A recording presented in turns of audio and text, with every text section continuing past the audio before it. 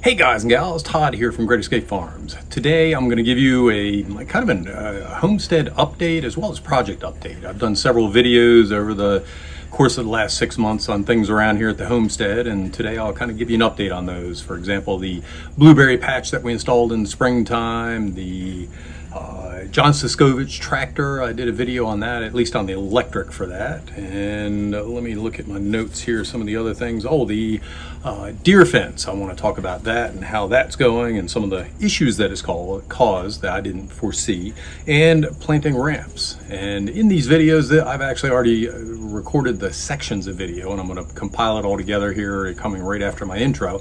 And several times I talk about the drought, and I don't know if you can tell right now, but we are at the remnants of a thunderstorm. So of course today of all days when I'm doing the wrap up on this, we get a thunderstorm, but hey, I will take all the rain we can get. We have been in a severe drought. And let's see, don't forget to hang around or check out at the end where I cover some of our future projects and some of the future videos coming up. So thank you very much for tuning in. I hope you enjoy this, and please comment, please consider subscribing, and go ahead and comment any thoughts that you have, improvements or anything. I have several fails in here, things that didn't work well, and several things that did work well for us. So this is all a learning experience for me and hopefully for you as well. Thanks a lot, and I hope you enjoy this video. Earlier this winter, I talked about the large pots that I plant things in and put mint in. And you can see these here, and they're stressed a little. Not so much these right here, but the ones down here definitely are. And that is because we have been having a huge drought. So I think we've had right around 2 inches of rain where I'm located since July 4th, and we are at the end of August. So that is about an inch a month, which is just almost desert-like for here. So quite unusual, and things in pots definitely get hit up. Let's see, I have a couple, I wouldn't say a couple thousand, right around 1,000 plants in here that I have in the mist irrigation system, and they are getting ready to root. I'm hoping to get one or this other row over here done. I have this other bed ready to go, but I just don't think I'm going to have time this year with the move and moving the nursery and everything else going on. And back here, the rainwater harvest system, we just had a little bit of rain last week, and that filled the tanks almost up because I was just about out. So I'm back to using the rainwater harvest system for all of the mist irrigation as well as the watering of the plants in the nursery. And here is the nursery right here. I actually moved everything and consolidated and got it fixed up, and as much as it looks like full sun right now, it gets each plant gets probably 3 to 4 hours of sun a day, and that is extremely helpful with a drought. Back in Maryland, I would have been having to water these at least once a day and sometimes maybe twice a day, and I'm on kind of an every other day schedule here, so this has helped out a good bit. I did a video on my mobile seed starting kit. So these are grow lights here, and I had them hooked up to a timer, and during the late winter and early spring I was growing seeds on these, and right now I have all my stuff packed up and ready to go for the various farmers markets that I go to. So I can just grab the stuff and go, and a couple other things are stored on here. You know, probably around Thanksgiving or so, I'll move it back over to the spare office and set it up and use it for starting plants, annuals and some perennials under some grow lights here. One of my springtime projects was making a sweet potato and strawberry bed. It's a raised bed. It's only up about 8 inches right now. The intention or my plan is in the future to raise this up another 8 inches or so, have it about 16 inches up.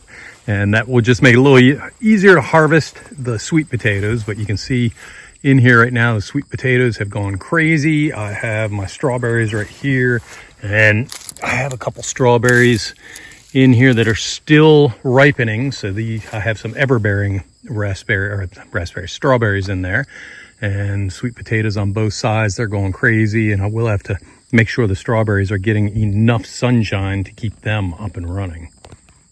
In early summer, we did a food forest tour, and everything was looking nice and green and lush. But again, this drought is just really stressing everything out. And if you look back here, my elderberry plant, it still has fruit on it, and some of it is starting to ripen, but I don't know if it's going to kill the plant or what. So I am getting a fairly decent harvest of fruit on most things. Elderberry, I'm not sure about. So I did a video, I think it was last week, on harvesting elderberry, and I don't know if I'm going to actually have enough elderberry fruit to sell any this year. So I have several people looking for and wanting elderberry fruit, and I just don't know if I'm going to have enough because of this drought. And there's just too many plants on this homestead to keep up with watering, and my well certainly can't support it, and I don't have enough water in my tanks to support watering everything here. This past winter and early spring, I did quite a few videos on putting a fence, tearing a fence out, putting a fence up, and then putting a fence extension on top of it to keep the deer out.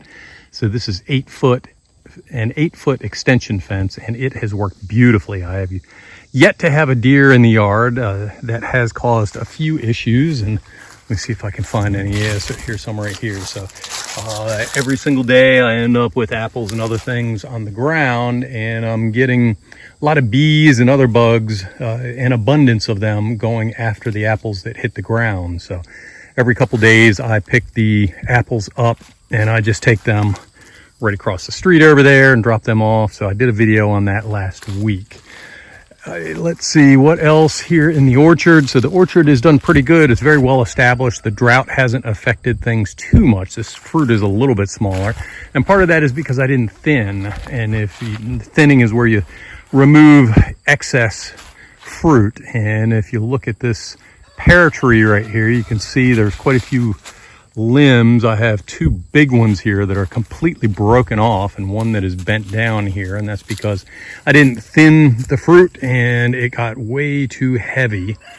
So that is definitely a downside of not having enough time to take care of everything. And I have a couple others back here that definitely have some issues as well. And another thing, and I don't know if you can see it here, but the tips on all the trees have been damaged by cicadas, and I cut the lower section down, or the lower section out where the damage was, but the upper section I didn't go up. It didn't see any sense in going up that high and getting it. And what was worse, and you can't see it from here, is I have a chestnut tree back there, and they damaged that a lot, all the tips, and that's where the fruit was coming in. So I'm not going to get nearly as many chestnuts as I normally do.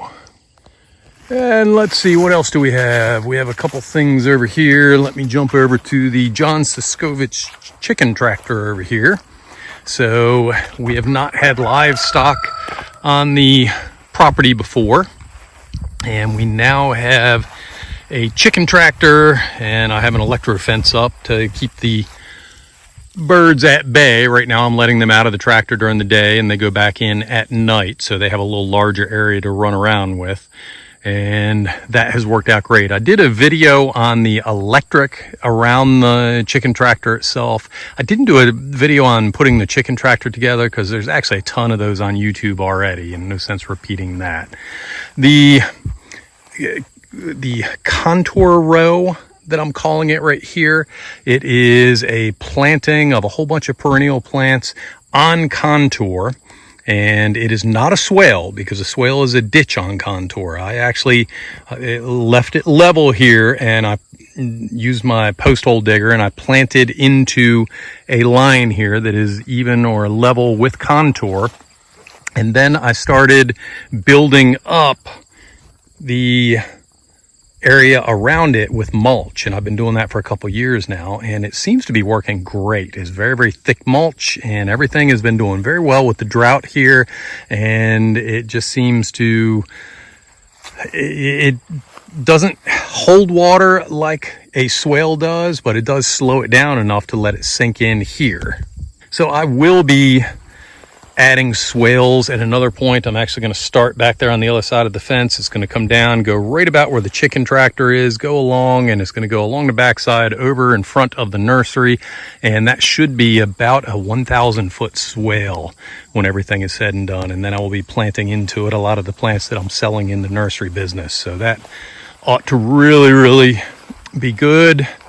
And another item that we did this year is we put in a blueberry patch, and it is doing very good, especially considering we have a drought going on. So all these are new blueberries that we purchased at wholesale. We have 60 of them in here, and they're coming along just fine. So hopefully we'll get a lot of blueberries starting next year. I think all in all, I've had 2 losses in this whole bed here. So everything's been doing very good. I'm very happy with this. I did a video earlier this year about the perennial sheet mulch garden, and this is it. It is quite overgrown. I've been letting the weeds grow and everything else a little bit because of lack of time, and also just to shade and help cover things up here. So I purposely left or put in higher plants here to help shade the garden from the west sun at the end of the day. And some things have really suffered. So all of my squash and zucchini and cucumbers, they have suffered greatly in this drought. I do have some bell peppers and some tomatoes in here, and they are doing great.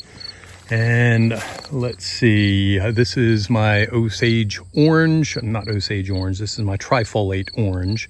So I do have in zone 6 here, you can see right at the tip of my finger, there's one orange, and there was a couple of dozen in here. I haven't really rooted through lately to see what's in there, because if you can look at the tip of my finger there, those are thorns. So you got to be careful rooting around in this one. And what else? I have nasturtiums in here, and for the most part, they have looked sad over here. And they blossomed, and they had great buds and flowers and everything else for a brief period of time, and then they just kind of died back on me. And I had the vining nasturtium, and it has just gone crazy and has loved it here. So even though it's blocking the path, I'm not messing with it. I'm letting it go and just leaving it be, and it's doing wonderful here. And what else? I'm letting my beans go to seed here so I can get some seed. My radishes are going to seed here, so I need to start harvesting some seed. Do a little seed saving and seed swapping with folks. And the reason I came back this way was to show you this. So this is my chi tree, C-H-E, and there are probably tens of thousands of fruit on here. And we're in a drought, and this thing is just doing wonderful. Absolutely loves it here. So I really, really like this particular plant right here. Okay, I'm showing you the nursery just to give you a frame of reference at where I'm at on the property. And this is just a 4-foot high fence, and our 8-foot high fence, you can see the posts and back there, the 8-foot fence. So it's very narrow up here, and it gets very wide back there, but we have about 1.5 acres of forest that is fenced in to keep deer out. And this is the area where we put in ramps last year. We put in about 200 ramps. This year we put in an additional 300 ramps, and everything seemed to do good. The ones from last year came up. This year we put some more in, and hopefully we will have a lot of ramps next year. And we're going to clean all of this area up and make it a forest garden, if you will. And we're going to try to find lots of native things to put in here, and ramps being one of them, and maybe some cohosh and some other things, and just get stuff growing back here. As well as a lot of people are asking me in this area while we're at farmers markets and via email, what can I grow in the shade? So we're actually going to do some experimenting, and I see conflicting information on certain plants. So we're going to go ahead and give them a try back here so that I can speak with experience instead of with research. So I want a little experience about what grows where. So we have both very, very dry up here, and I have a pond back there. So it's a little more wet back there. So I can have several different microclimates back here. I can try several different things. So that is all in the plans for the future. And let's see, in the future videos, I do have Some of the ramps over here on this side did seed, or at least they bloomed, had blooms come up, and seeds are forming. So I will have a video coming out on collecting ramp seeds and how to stratify and do those. That'll be coming in the future, probably in the fall of 2021 or early 2022, depending on whether I just show you how to start the stratification process or whether I actually show them rooting or not. So we'll see on that one. And then also I have a fail back here. So Mayapple. For 2 years in a row, I've been trying to actually get the fruit off of a Mayapple. The plant itself is poisonous, but it does have fruit that when it's ripe is edible. And I almost had one this year, but at the very last minute, a squirrel or something came and snagged it right when it was ripe. So I should have put a fence around it, and I didn't. So anyhow, I will be posting a video on that, just showing one of my fails, because this YouTube channel is not only about successes and how to, but also about failures and some of the things not to do. So we will discuss that. One of the other videos I did was how to control slugs, and basically what I did is I came out at night and I just picked them up. I came out with a flashlight and I picked them up and I put them in a jar full of beer. Now I know you can set out beer traps for them, but the first time I came out here, I caught about 2,000 slugs, and the second time I came out, I caught about 1,000 slugs. So that did help. The slug population is weighed down. I knew that I would not eradicate all of them, but it certainly did help a good bit. Another thing I have done, and I haven't posted the video yet, is how to control Japanese beetles. And you'll see in the video about the damage that they've done and how I took care of that, again, in an organic manner without actually using any chemicals or anything. And one chemical I did use, which really is organic, is soap. They actually make organic soap. So this was just a quick pan around of the yard here, and in a moment I will talk about what's next. Real quick addition in the video, I didn't plan on doing anything with this, but this tool right here is meant for picking up nuts, but I am picking up apples and it seemed to do fine. So I'm not worried about if they get a little bruised or anything, because these are just scrap apples and they're going to go to the deer across the street. But this is just a wonderful tool. And then I don't have my tripod set up, but there's a little handle there you can see right there, and you push that and it empties them out. And this is really saving a lot of time and my back. So I'll be doing a product update on this in the coming month or so. So check out our future YouTube channels and you'll see the product review on this and some links on where to buy it. Okay, I'm back here to wrap things up. So as promised, I'm going to give you a list of different things, videos that are coming soon here. So I've already taped how to do some Japanese beetle control, as far as how to do it organically without the use of any chemicals or anything. So I still need to compile that and put it together, but that'll be coming in the coming weeks. Gray water system. So I have a gray water system. I did a video earlier in the spring on where the cleanouts were, but now I need to put together a gray water remediation system, how to clean up that water a little bit and put it into the landscape. I have a cicada brood X damage report, and I'll report on my damage here as well as what the damage is. Some folks don't think that cicadas cause any damage, and I'll show you what that is. I have the plant label video. So I've been taping for almost a year now, plant labels, how the markers and stuff on which ones are the best markers with the sun bleaching them out and which labels stand up to the weather. I had a few surprises myself in this, so I'll be giving you my results here in the coming weeks. And let's see, I just completed, or I'm getting ready to complete, the final part of harvesting goji berries and cornus moss, and harvesting seeds for the cornus moss, or the cornelian cherry dogwood, as well as the cornus kusa, or the kusa dogwood. We're going to save some seeds there and go ahead and get those to germinate. The seed videos may not come out until early next year, because I may just go ahead and germinate the seeds and show you what they look like when they pop up, just to show you the entire process of stratification and everything. One of the other failures I have, and I'm putting that video together, is the Mayapple harvest failure. So I'll explain that when I put that video out. And ramp seed saving. So I will cover how to save ramp seeds. So look forward for all of those videos coming out. If you haven't already subscribed, please go ahead and subscribe so you can track and see when these videos are coming out. And I thank you very much for tuning in. I hope you have a wonderful day, and we'll see you on a future video.